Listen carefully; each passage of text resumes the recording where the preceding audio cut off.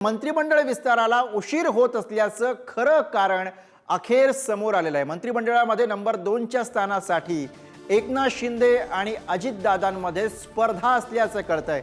वरिष्ठ नेत्यानं पुढारी न्यूजला याबद्दलची माहिती दिलेली आहे। मुख्यमंत्री देवेंद्र फडणवीस यांच्या नंतर नंबर 2चं खातं मिळावं यासाठी दोन्ही उपमुख्यमंत्र्यांकडून प्रयत्न केले जात आहेत। गृह खातं नसेल तर किमान नंबर 2चं खातं तरी मिळावं यासाठी एकनाथ शिंदे हे प्रयत्नशील असल्याचं कळतंय।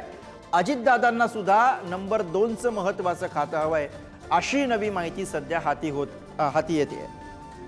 आणि याच विषयी आपण अधिक बोलूया। प्रतिनिधी सुशांत सावंत सध्या आपल्या सोबत आहेत। सुशांत, आधी मुख्यमंत्री कोण होणार यासाठी रस्सीखेच होती, ती रस्सीखेच संपल्यानंतर आता नंबर 2चं खातं कुणाकडे जाणार यासाठीची रस्सीखेच काय कळतंय?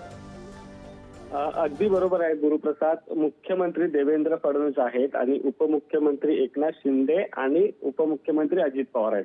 आता सगळ्यात महत्त्वाचं म्हणजे आपण विधानसभेत देखील बघितलं, देवेंद्र फडणवीस यांच्या बाजूला दुसऱ्या बाकावर एकनाथ शिंदे बसले होते आणि तिसऱ्या बाकावर जे आहे ते अजित पवार बसले होते। ते म्हणजे अजून खातेच वाटप केलं नसल्यामुळे तो बसण्याचा क्रम होता।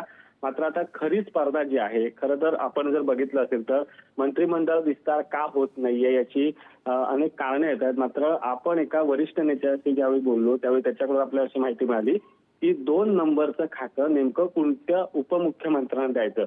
खरं तर एकनाथ शिंदे 2.5 वर्ष राज्याचे मुख्यमंत्री राहिले, त्यामुळे स्वाभाविकच आहे त्यांचा दुसऱ्या क्रमांकाच्या खात्यावर जो आहे तो दावा आहे। तर अजित पवार यांचा देखील दुसऱ्या क्रमांकाच्या खात्यावर दावा आहे। जर ह्या दुसऱ्या क्रमांकाचं खातं समजा अजित पवारांना दिलं तर अर्थातच एकनाथ शिंदे जे आहेत ते तिसऱ्या क्रमांकाचे उपमुख्यमंत्री होऊ शकतील आणि जर एकनाथ शिंदे यांच्याकडे दुसऱ्या क्रमांकाचं खातं दिलं तर अजित पवार हे तिसऱ्या क्रमांकाचे उपमुख्यमंत्री होतील। अर्थात ही स्पर्धा आता खरं तर 2 उपमुख्यमंत्र्यांमध्ये आहे आणि याचा सर्वस्वी निर्णय जो आहे तो केंद्रीय नेतृत्व घेणार आहे। कारण आपण पाहिलं असेल तर भाजप जे आहे ते गृह खातं आणि नगर विकास खातं सोडायला तयार नाहीये।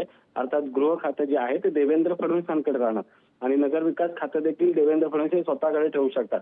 मग उरली आता कोणती खाती, तर महसूल खातं आणि अर्थ खातं। गृह आणि नगर विकास यानंतर सगळ्यात महत्वाचं खातं जे आहे ते अर्थ खातं मानलं जातं। अजित पवार मागच्या सरकारमध्ये अर्थमंत्री होते, त्यामुळे त्यांनी अर्थातच अर्थ खात्यावर दावा आपला केलेला आहे आणि ते अर्थ खातं सोडायला तयार नाहीत। मग जर अर्थ खातं अजितदादांकडे गेलं तर एकनाथ शिंदेकडे नेमकी कोणतं खातं जाऊ शकतं, तर एक महसूल, दुसरं ऊर्जा अशी महत्वाची खाती जाऊ शकतात।